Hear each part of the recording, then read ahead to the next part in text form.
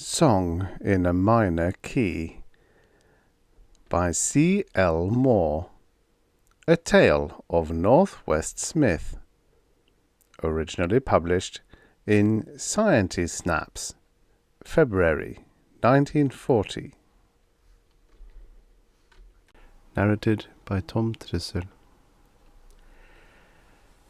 Beneath him the clovered hill slope was warm in the sun. Northwest Smith moved his shoulders against the earth and closed his eyes, breathing so deeply that the gun holstered upon his chest drew tight against its strap as he drank the fragrance of earth and clover warm in the sun. Here in the hollow of the hills, willow-shaded, pillowed upon clover and the lap of earth, he let his breath run out in a long sigh and drew one palm across the grass in a caress like a lover's.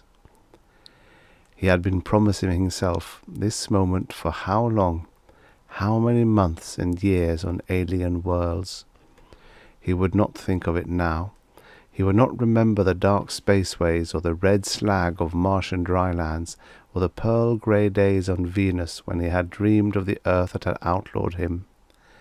So he lay, with his eyes closed and the sunlight drenching him through, no sound in his ears but the passage of a breeze through the grass and a creaking of some insect nearby.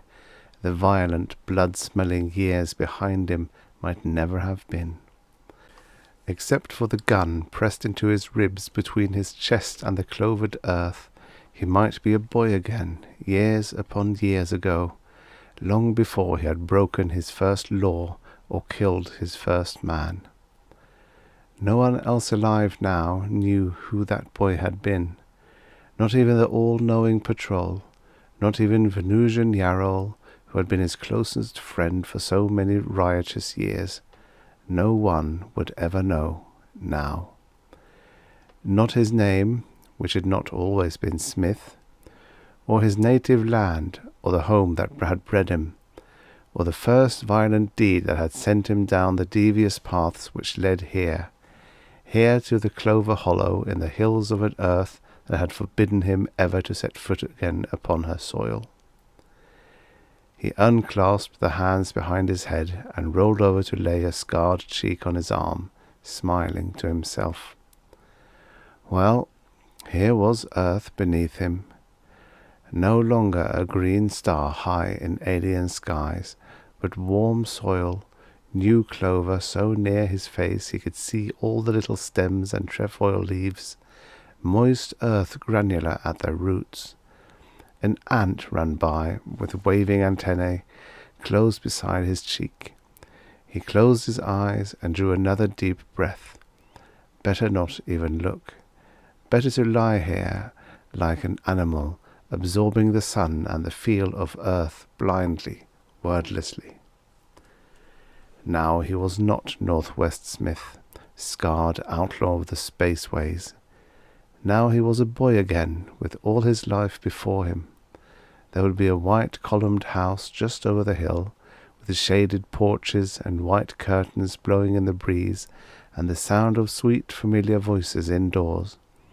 There would be a girl with hair like poured honey hesitating just inside the door, lifting her eyes to him, tears in the eyes. He lay very still, remembering. Curious how vividly it all came back, though the house had been ashes for nearly 20 years, and the girl. He rolled over violently, opening his eyes. No use remembering her. There had been that fatal flaw in him from the very first, he knew now. If he were the boy again, knowing all he knew today, still the flaw would be there, and sooner or later the same thing must have happened that had happened 20 years ago. He had been born for a wilder age, when men took what they wanted and held what they could without respect for law. Obedience was not in him, and so,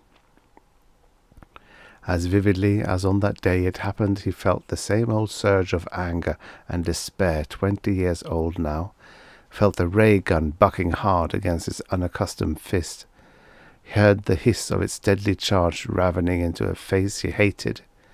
He could not be sorry, even now, for that first man he had killed.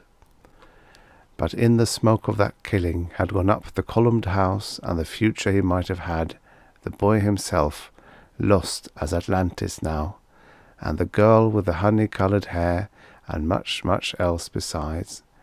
It had to happen, he knew. He being the boy he was, it had to happen. Even if he could go back and start all over, the tale would be the same. And it was all long past now, anyhow, and nobody remembered any more at all except himself. A man would be a fool to lie here thinking about it any longer. Smith grunted and sat up, shrugging the gun into place against his ribs. The end. Subscribe for your daily stories of futures past. From the pages of dusty old pulp magazines to your ear.